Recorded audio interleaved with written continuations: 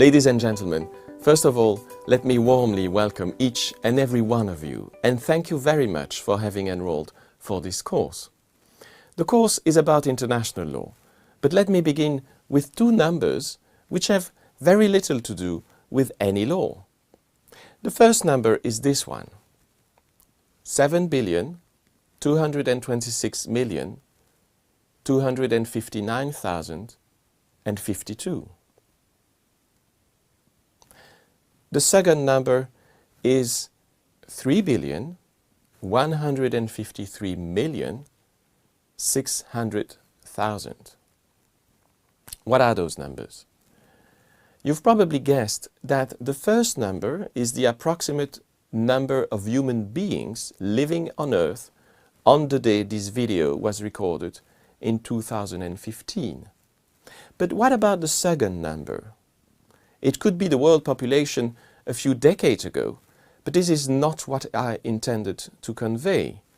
The 3 billion plus figure is the number of seconds in 100 years, not counting the leap years.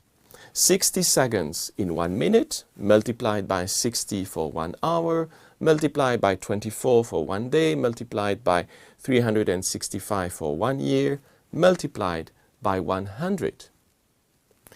Now look at those two figures together and try to grasp what humanity very concretely means today at the beginning of the 21st century.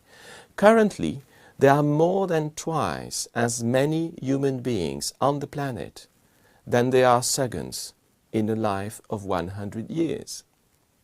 In other words, would you live 100 years and would you spend your entire long life of 100 years from birth to death only paying 1 second attention to every other fellow human being without eating, sleeping, playing, learning, working and all the rest? That would still not be enough. You would still only have met for 1 second each with less than half of humanity.